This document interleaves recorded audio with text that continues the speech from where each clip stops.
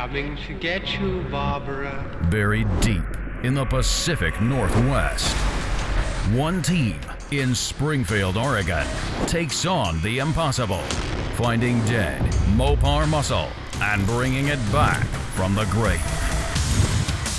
Award-winning Master of Mopar, Mark Warman, his cousin Doug, his daughter Alyssa, his best friend Royal, his painter Will, his assembly tech Justin, and the rest of the GYC ghouls are restoring, resurrecting, and recreating some of the fastest, fiercest, and rarest muscle cars on the planet. This is Graveyard Cars. All right, just to catch everybody up on our 71 Barracuda project, this is the one that George and I basically built from scratch a couple of seasons ago. The guy who commissioned me to build it wanted a real 1971 Plymouth Barracuda. So those pickings are pretty slim out there. That's why I ended up buying a really rough, rusty one, so I'd still have all the right numbers for it. It'd be a real car. When we were done, we wouldn't have to have an assigned VIN for it. But it was rough. So the fact is, the only parts that we were really able to harvest was the roof infrastructure, and the peripheral pieces that go around it. You have to have those because at the time, nobody was making them. Now, AMD is making them. I should have saved more money and just cut the roof off of it and had it dipped and not bothered with the car. But because I wasn't sure until all of the paint is off of it what it looks like, we sent the whole car out and had it dipped. Well, you can see in the pictures when we got that thing back, with the roof cut off it, there was nothing left. It's funny, when we actually got through going through our parts department and laying all the sheet metal out, it was like a great big AMD billboard. I mean, there was literally almost every part except for the roof.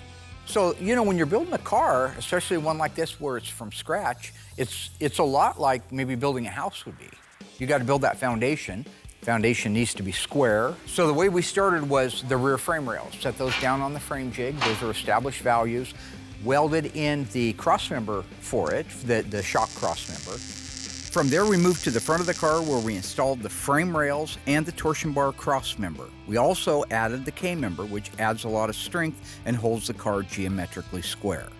In this case, we started out by putting the trunk floor, front floor extensions in place, the under seat pan, very important, crucial part, the step wells, the main floor. We even put the two hinge pillars in place, because those would be technically the next pieces before we can go up. So with the foundation built for the car, the next thing would be to put on the B pillars. This is a part of the car that has to be in its established place. From there, we could do the inner and outer wheel houses. We did the rear cross member with its extensions on it. When we were finished putting the floors and the lower stuff on and began like with the wheel houses and the pillars, Will came by and said, why don't I paint everything now? And that was actually a great idea. One thing that's super cool and super easy about this particular car, it's black, so it's just a 9300 single stage. Super easy. And when Mark and George get all of their inner structure parts and pieces welded, grinded, and done, and before they put any type of outer structure on, it's super easy to go in there, get some jam work done. That way, by the time this car is fully done and assembled, from top to bottom, every square inch of this car is painted. I give him credit, I hadn't even thought about it. Normally, he can't do any paint work on a car, or doesn't do the paint work on a car until, you know, it's ready for that. Once we set the roof on there, that's great. We just vice gripped it into place. Because there's so many critical points that can move just a little bit, but give you all the alignment you need. That's why you see us putting doors on next. That way, you can match up your quarter panel skins that you have to put on it. You can put the rest of the sheet metal on. We can start building out the front inner structure. But again, we're not going to weld that roof on until we know that the firewall and the cowl and the hinge pillars are all where they belong. The doors are in space where they go. With that, we can begin doing the welding. The only thing I like to do is hold tough until we have the front inner structure on, and that's what we did next. All of the front inner structure. If those aprons aren't right where they're supposed to go, if those shock towers aren't right where they're supposed to go, you're gonna have either alignment problems with the car, or you're gonna have sheet metal alignment problems. You're gonna have fenders that just can't come back far enough because the aprons were welded on 1/2 of an inch too far forward, and I've seen that. So just like we do on every other car, all the parts and pieces that are getting like new quarter panels, we take them, sand them out nicely, put the sound deadener on them, and then I'm able to go ahead and hit it with the 9300 single stage. So when they put that car together, it's got sound deadener every square inch. Every square inch has color on it, and it's just the easiest way to do it if you're replacing quarter panels. Mark and George did a great job getting this car put together. Now that it's all welded, everything's looking good. At that point, it's able to come over to me, and I can do the jam work on it. And then once I jam it, I'm just gonna panel paint the whole car. So once I get this car, going from start to finish is gonna be super quick.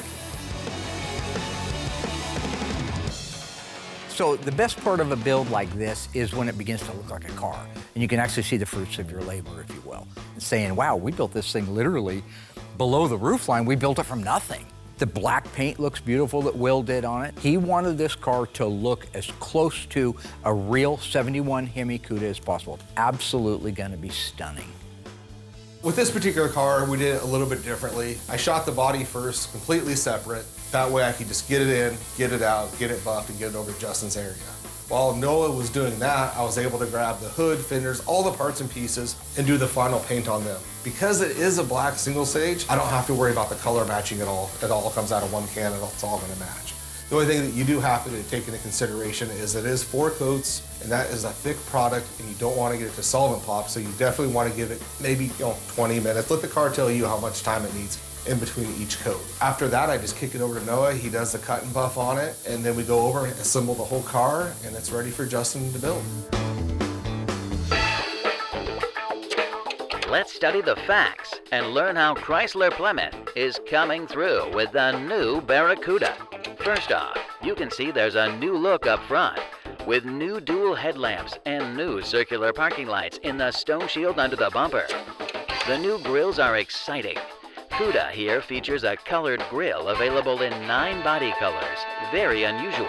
Ventless side glass is a stylish feature which also affords better visibility for driver and passengers. Door handles are flush with the body, adding to the streamlining and convenience to opening the wide doors. Stay tuned to see how Plymouth makes it.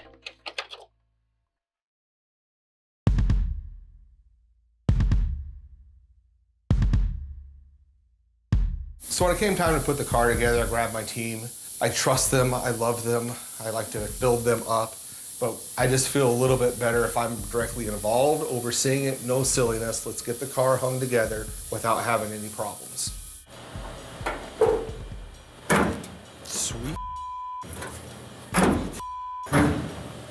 You worry too much. Yeah, because you have no finesse. So you'll notice is what has had to happen if I've had to come over. Because with these guys, we have Josh, who's very careful, doesn't like to make anybody upset. Then you have Shane. Like one day, he's the best tech in the world. And then there's other days where he likes to give me a headache, and he'll chip. And when he delivers bad news is when he'll walk over to you smiling. I have no idea what Will's talking about. I just want to make these cars perfect. It doesn't make me happy. I just look like I'm smiling all the time. Oh, look at you go. See? Do you see how hard he slams that? It's funny for me because when I watch Will manage his people, he's kind of like me. I mean, he likes to give them a hard time. His relationship with the guys is great. He does like to tease them. In the case of Shane, they go back almost 25 years, I think. Shane was mean to me in high school, too. No matter what I did, it wasn't good enough. Every time I built a car, it was crap to him. That was after high school. Me and Will went to high school together. He was kind of a butcher. He painted his blazer. Hey, you got your first interview going, huh? I feel like I heard the word butcher. I would never say that word. That's a mean word. So I don't butcher anything, and I'm not a butcher. Not anymore. You're doing quality work here. We are, because I do such a quality job that's brought your level up. I'll go back to work now. Get back to butchering. Oh, see? God, that's not even funny. I was just trying to help. For Christmas one year, my mom got me everything I needed to finish my blazer, and then I painted it like bright blue, and then Shane said it was an ugly blue. He painted his blazer an ugly color, and I pointed it out. Once again, I was just trying to help. Let me tell you something, Shane is negative. That is the most negative human being on the planet. He just walks by and says, yeah, that girl looks like crap.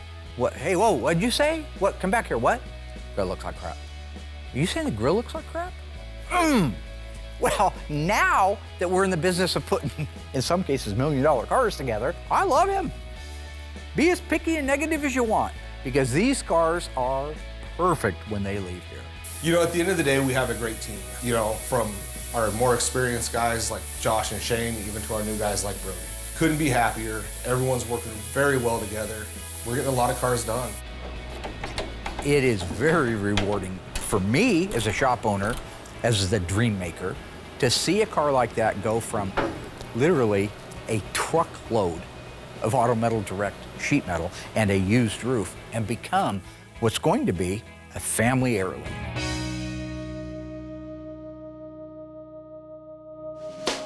So recently we got in a 1970 Cuda, 440 6-barrel automatic FE5 Rally Red shaker car.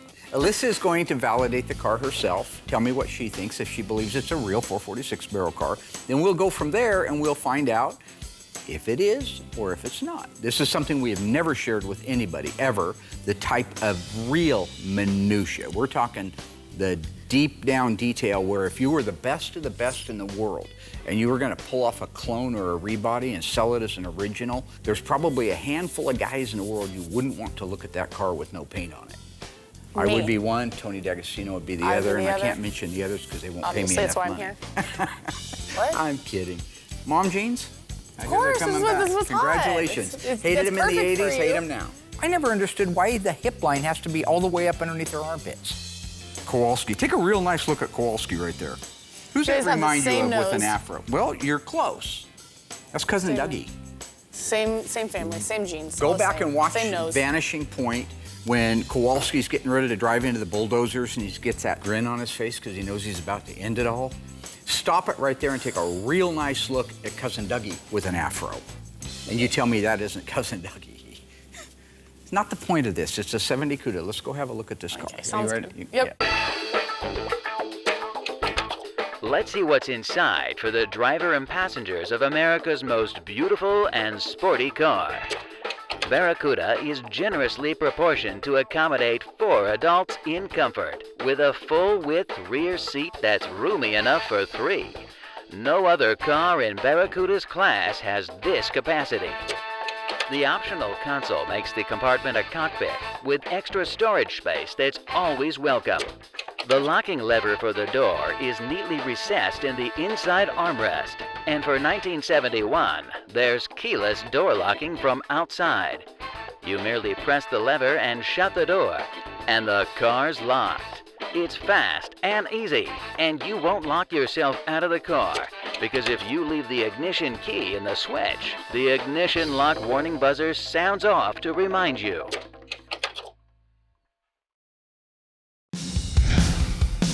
Here's what I believe to be the original fender tag. Take a look at it. What makes me think that this is an original fender tag? Is there anything on there that I've taught you in the past? So what stands out the most is the pitting. Also, there's a bend. Yep. So there's usually a screw right here, and they're gonna pull it up to paint underneath it and pull it back. So that bend is great to see. Through my loin. I want you to read the vehicle identification number to me. It's BS23. What does that mean? What does BS23 mean? That means that this car started life as a Cuda. Is that right? That's true. Yep, special price class represents Cuda, 70 to 74. Okay, the next one is V0E. What does that mean? The V means that it was a 446 barrel. The 0 is gonna represent the year, so that means it was built in 1970. And the E is gonna represent the plant, which E stands for Los Angeles. So that means this car was built in Los Angeles. How about that, folks? And then it ends with 112159. Which we call the serial number. The serial number. Okay, I would like you to go to this car based on only things that I've taught you in the past and see if you can validate those numbers against the hidden body numbers on this 1970 Cuda. Well, that's easy because you're gonna find this serial number in 2 places on the car.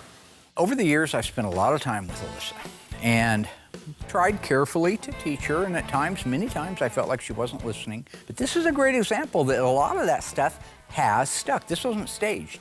When I asked her those questions, Most of the time she thought I was trying to trick her, but she still guessed the right answers on it. She has learned a lot. One of the places is gonna be up here.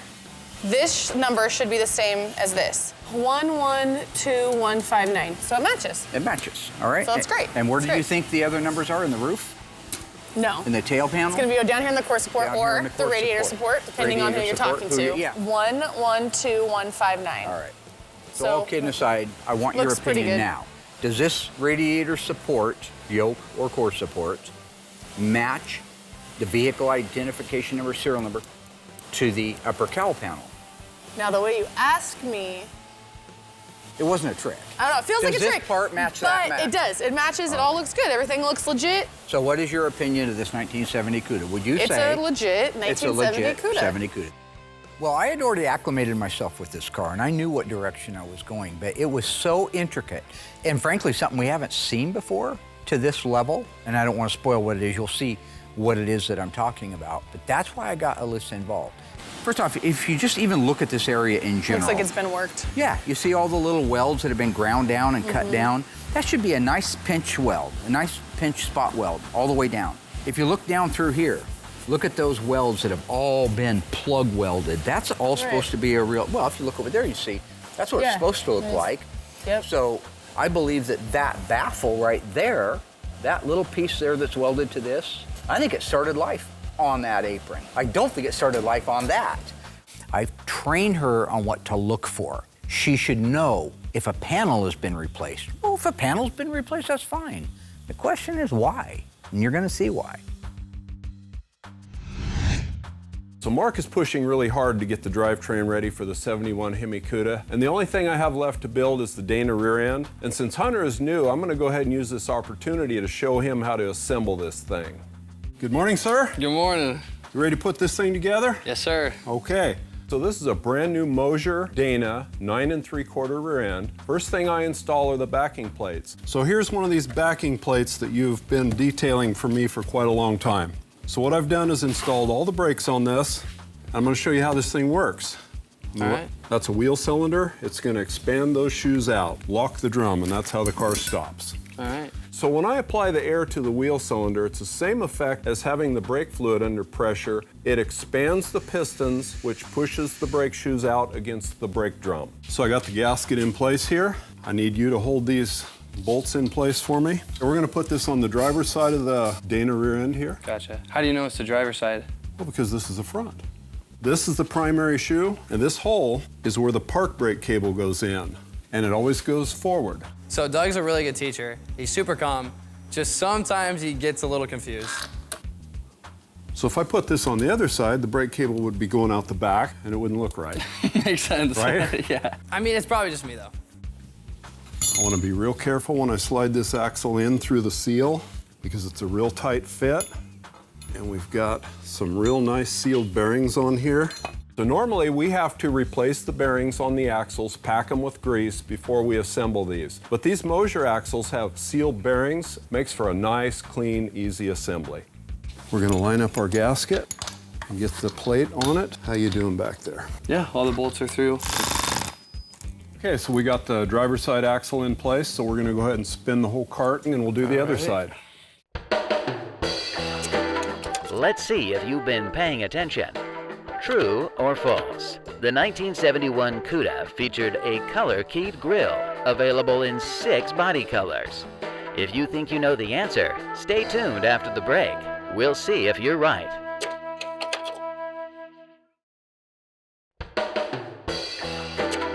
Well, how did you do? True or false? The 1971 Cuda featured a color-keyed grille available in 6 body colors. If you said false, then you've been paying attention and are absolutely correct.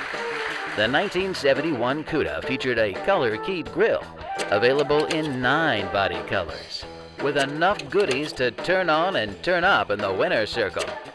Look, shaker hood, 4-speed or torque flight, Hemi suspension, heavy-duty drum brakes, F60 by 15 tires, plus trim items, all standard. The bold look with 60.7-inch rear tread is dramatized by Cuda's black paint treatment at the rear, with relocated backup lights as a safety improvement. Optional rally cluster includes a 150-mile-an-hour speedometer, odometer, tachometer, clock with a second hand, and full instrumentation. All controls floodlighted for convenience and safety. For the king of the road, there's Hemi Cuda. So on the inside here, I believe that everything from the firewall where it meets the floor back is all one car. And it's not, and never was, a 446 Barracuda. It was a Barracuda Grand Coupe. To me, this is really fascinating stuff. Seems like this car didn't start life altogether, and I'm really excited to see where my dad's gonna go with it. Note these welds. How should the cowl and the floor be united? With a pinch weld, you can see the original ones are The like spot maybe an weld. inch or a spot weld, I mean. You see how the factory did it here, because I believe these rails also, see how nice those are? Yeah. Okay, the rails on this car started life on this floor. So what we've established right now is that the front inner fenders and frame rails started life on the same car. It's obvious that they did when you look at the spot welds. The radiator support, at least the upper tie bar that has the numbers in it, did not start on it. Well, that's okay. Cars were wrecked in the 70s. When they were, they went to a wrecking yard. If the part wasn't available, they got a used core support that happened to have a different set of numbers in it, and they welded it on there because numbers didn't matter in 1972. So that isn't shocking. Now here's where things get interesting. The floor started life on those frame rails I just mentioned on the front of the car. But it appears that the firewall didn't. Firewall happens to be the panel that carries numbers in it, so you have to ask yourself, why? The rockers started life on the floor. Floor started life on the front frame rails, but we're having some other parts slipping in there. So what we need to establish next is, what about the roof and the back of the car? Where did it start life? And what do we have right here? And we have holes for a vinyl top. Let's say this car, this 446 barrel fender tag, that it started life with a black vinyl top. Do you remember what the sales code would be for a black vinyl top? So I know it's gonna be V, and then the number is gonna be the color, and then X. So black is what? Is it? V1X. V1X, okay. I can't believe that I'm actually starting to remember the sales codes. Because when I first started working with my dad, I mean, everything was so foreign to me. Show me a V1X on that fender tag. I only see one code at all with V, and that's the V0E, which we know isn't referencing that. So Right, no, I that's don't the engine see. in that. Would it be on the top line? It's in alphabetical order, so it would be at the very top line, yes. Okay, then no. This No V1X? Nope. What color is the car? What's the Car's paint code? red, so it's gonna What's the be tag? FE5. Right, and then the second notch up, Is also FE5, which means the top, speed color. Body color. and they never had a red vinyl top available? No. Right, so? Holy cow, this roof section didn't even come on the same car as the fender tag. I did not see that one coming. So Did that this means car this car start should just be life- painted, right? It should It all should just be painted all one FE5. color, monochromatic, if you will. Yeah. So that means that we shouldn't have holes for a vinyl top on it. This Grand Coupe Had a vinyl it had a top. vinyl top. Wasn't mandatory, still optional. So I'm not Okay. saying it was mandatory on there, but this car, wherever its little fender tag is out there in La La Land, it had a vinyl top.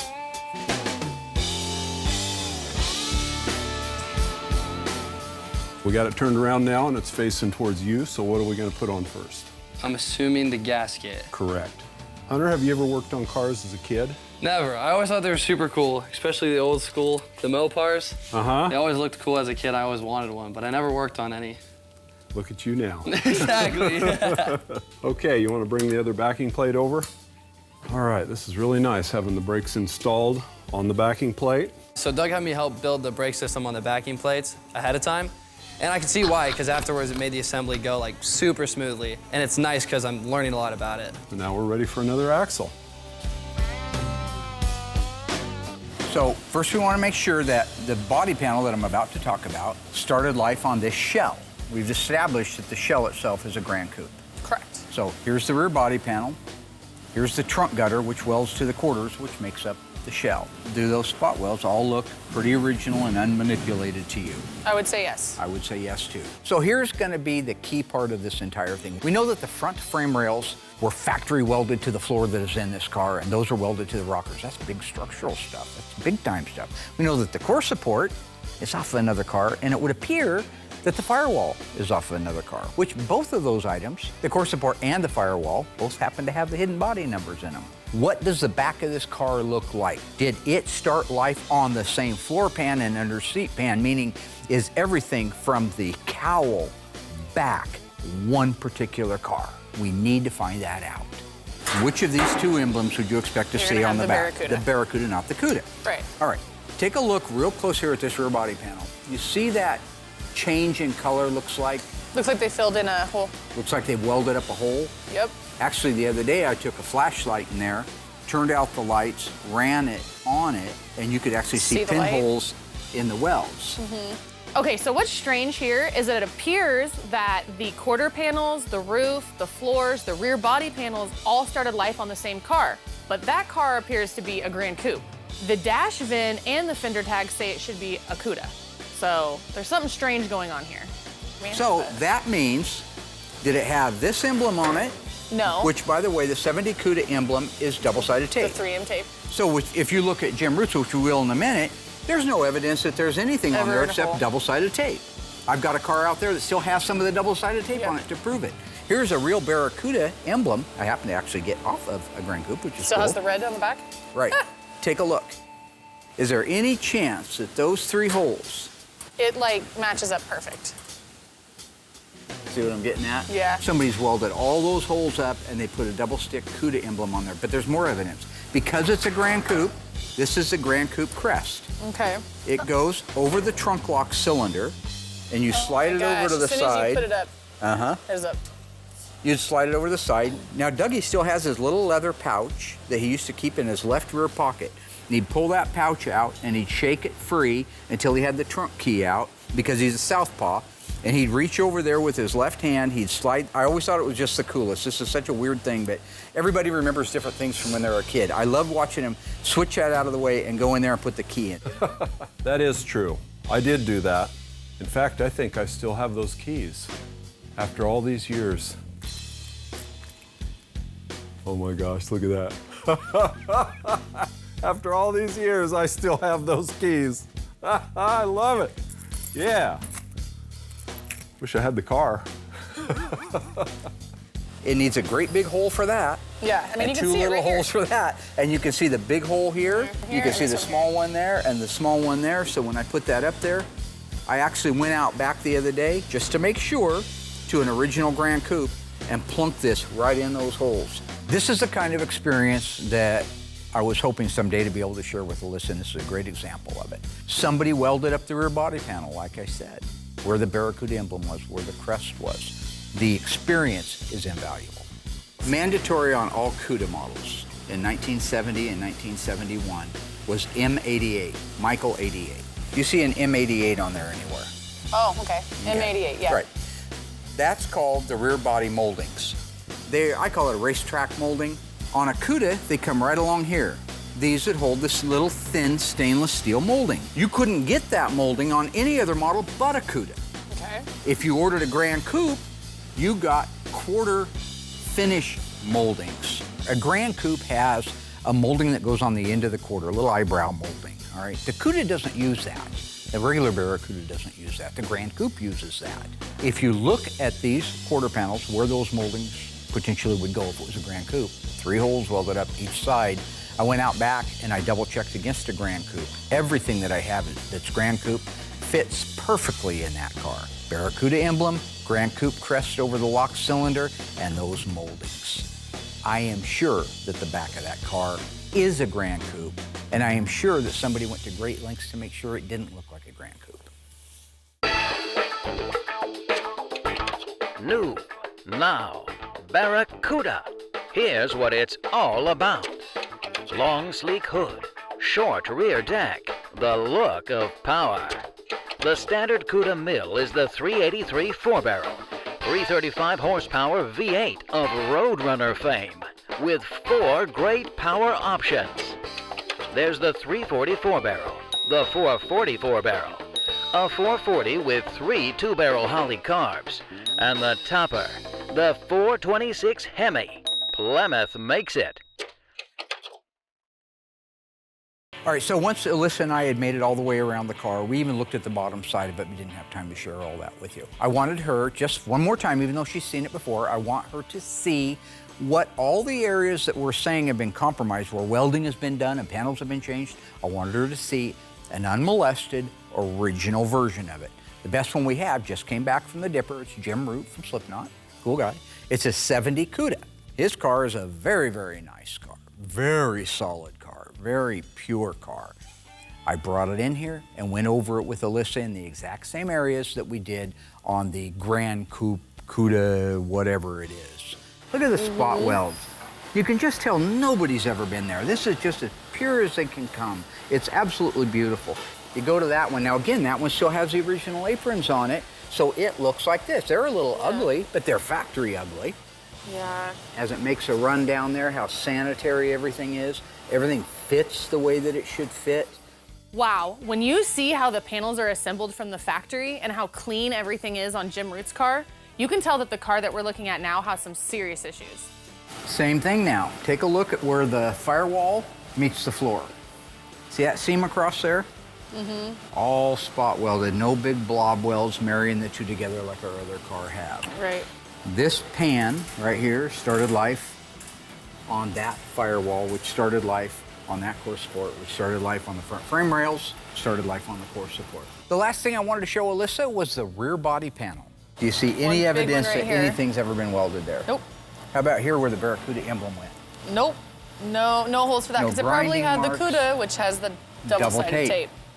So, see here where there's any signs of a Grand Coupe molding on that quarter? Nope. The only thing you see are super sanitary, even more sanitary than those, holes for the M88 rear body panel molding. Right. That's because the car is a real Cuda. All right, so at the end of the day, it was obvious to me, the fender tag and dash VIN call it to be a 1970 Cuda 446 barrel automatic. Unfortunately, didn't start life on that body. It's what you would call a rebody. Rebodying is where you take a car that's rotted, and you've seen them. I've showed you cars that are rotted beyond repair, even for graveyard cars, but they still have a fender tag, they still have a dash VIN, they still have a title. Then they go out and find a similar car to it that survived pretty darn well because it was a 6-cylinder car or it was a 318 car. They go out, buy that car, cut these numbers out and put them in there. That's a normal rebody. This is much more extensive. This has an original firewall, upper cowl panel, and core support off of a 446 barrel grafted into a 70 Barracuda Grand Coupe. This has been so educational for me. I'm so grateful I got to walk around this car with my dad. I know that my dad is really knowledgeable on Mopars, but for him to be able to look at a car's original DNA and be able to tell you what engine, what transmission, everything about the car just by looking at the shell, that's amazing. I had a nice conversation with the owner. I explained it to him. I said, listen, we can stop right now. I'll give you back whatever deposit we haven't used on the car. No harm, no foul. I'll even help you put it back together again. You can put it on eBay or whatever and just sell it as is. Really, it's a assembled car at that point. And he said, no, man. He says, I always wanted a 446 barrel car, and even if it's a tribute, I've seen the tributes you guys do, and they're stunning. So I say, ride it out. And that's what we're doing. We're riding it out, and we're gonna finish that car. What else makes a Cuda? 9,000 candle power road lamps standard, hood lock pins, black rear deck panel, and chromed exhaust tips. All standard. Luxurious leather interior is an option on the all-new Cuda. An overhead consolette with 3 warning lights is included with the leather interior option. Door ajar, low fuel, and fastened seatbelts. All friendly reminders of how Plymouth makes it. The optional rally cluster, a 150 mph speedometer, redline tach, and competition clock with sweep second hand.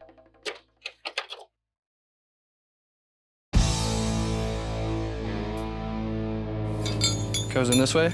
Uh-huh. Just be careful going through the gasket there. Kind of lift up on it. Yep. Okay. Do you know why they're red? On the assembly line, if a car was to have style wheels, which is something that you could see through, they wanted to paint the drums red. So I never really understood the knowledge and the details and whatever to actually fully get the job done. I thought it was one of those things oh, we put the car together and we're good to go, but it's not like that. Like that. Now the drum can't fall off on anybody. All right. All right, since it is upright right now, we could put the brake lines on. Go ahead and start it in the wheel cylinder, and then your brake lines will go right in there like this. Okay, so now that we got all that done, we can go ahead and roll it upside down. Okay. And put our leaf springs on. Hey, Doug, Yeah, what are these? that's the park brake cable. Okay. What do Oh, these is that go on? the thing that we were supposed to be putting in 2 hours ago? Thanks, Hunter. No problem. Well, this is what I meant by School of Hard Knocks. I just thought I would have graduated by now. So they're gonna go through that hole that we kept talking about that points to the front of the car. Yeah. It's gonna curve around and it's gonna go in behind That the brake spring? shoe. Okay, Yep. gotcha. So the parking brake cable holds the shoes against the drum, just like when you push the brake pedal, only it can hold them that way until you release the handle. And it's gonna go back down in. It's kind of a pain to get in there. It's really difficult with the brake shoes in place. Okay. Perfect. The last things we have to install are the leaf springs. We get brand new reproduction leaf springs, but they don't come with the numbered leaves that we get from Tony's parts, so we have to install them before we put these on. And then these go underneath? Uh-huh, like this. Ah, gotcha. The only thing we have left to put on is the pinion snubber. So here's how the pinion snubber works. It's mounted on the top of the rear end. When you accelerate really hard, the rear end twists up in the air. Well, the pinion snubber comes up against the bottom of the body and prevents the axle from twisting too hard, therefore losing traction and control of the car. Line it up there. Line it up. I'll go ahead and run it down. And there we have it. And voila. All built out. Teamwork makes the dream work. Yes, sir, it does. Yeah, teamwork makes dream work. That's great. Yeah, remember that in about 30 seconds. So finally, we got it done. We got it done. Right? You got any questions of me? Well, I got one. There was numbers on the bottom of the leaf spring. So I'm just curious what the numbers are. 34,024, 34,034. What does that mean? Well, the odd side goes on the driver's side and the even side goes on the passenger side. Yeah, but both of the numbers were even. Yeah, but one starts with a 3. So that makes it odd. Is forward still forward? Not if you flip it over. But Or what turn it if- around 180. Then if- backwards forward and forwards backwards. Oh, I saw this little routine. Yeah, Abbott and Costello, who's on first? Except they were funny. But isn't right left and left is right? Well, if it's upside down, Okay. so you always put the odd on the driver's side. But the odds are 4 and 4? No, they're 34 and 24. Divide them by 2. You divide them by 2? Yeah, that makes it, that's how you figure out which is odd and which is even. Oh, okay. And that is a wrap. Nice.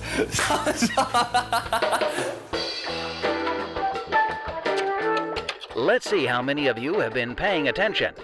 Which of the following engines were not available in the 1970 Cuda? The 318 2-barrel, the 446 barrel, or the 426 Hemi?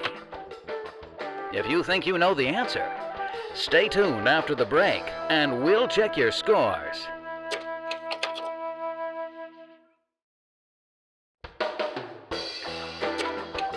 Now, let's see how many of you are paying attention. Which of the following engines were not available in the 1970 Cuda? If you guessed 318, you are correct. The 444 barrel, 446 barrel, and the 426 Hemi were all available engine options, but the 383 Super Commando was standard. The 1970 Cuda also came equipped with heavy-duty suspension, front anti-sway bar, heavy-duty torsion bars, heavy-duty shocks, heavy-duty rear leaf springs, 11-inch brakes, and F70 by 14-inch white letter tires, solid. Combined with the new wide stance, it makes Cuda hang on the road like mother love.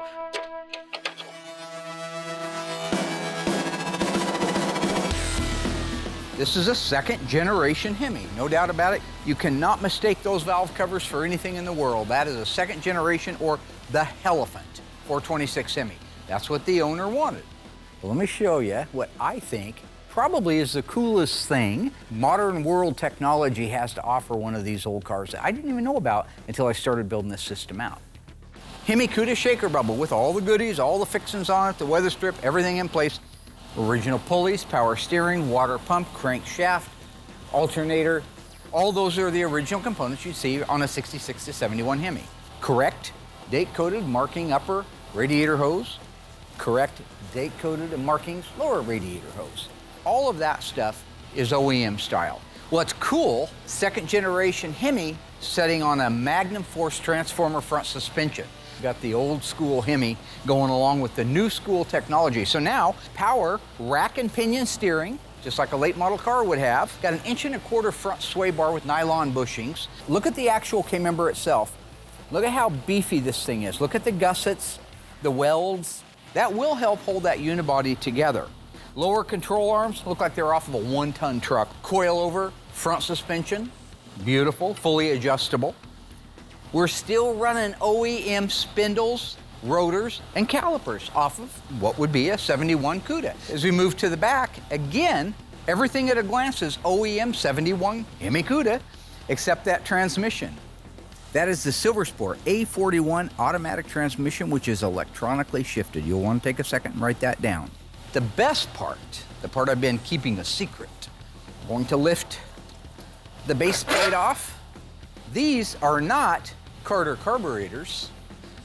This is Edelbrock electronic fuel injection using throttle bodies that with these two spacers, we can run a stock shaker setup on a 71 Hemi Cuda. So when you're driving that car down the road and somebody says, hey, there goes a 71 Hemi Cuda, look at that shaker, mandatory on all Hemi cars.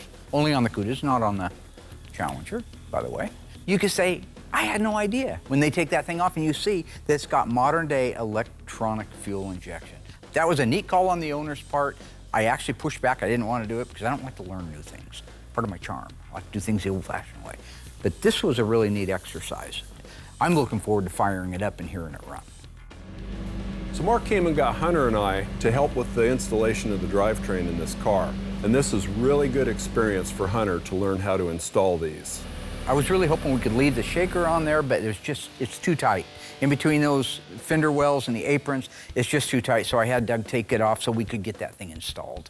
So I thought this was going to be a really tight fit with a lot of wiggling. But this thing went in with hardly any interference at all. What a miracle.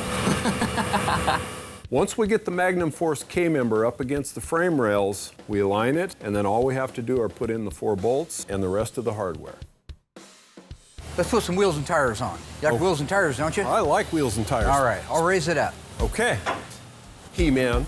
No He-Man here. No? All right, get some lug nuts out, Mary. Okay, okay. Alice. Alice? What's that mean? Why you call me Don't you have Mary? a restaurant? Alice has a restaurant.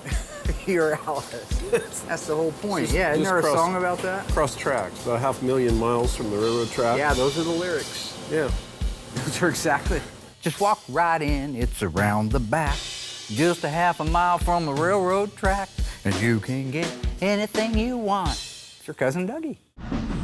So once we got all the suspension in the car, we were able to lower it down, put those gorgeous Krager 5 spokes on it with the BF Goodrich, roll it out into the middle of the shop, and voila.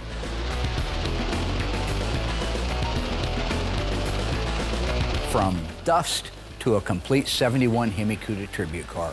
There's just nothing cooler than that.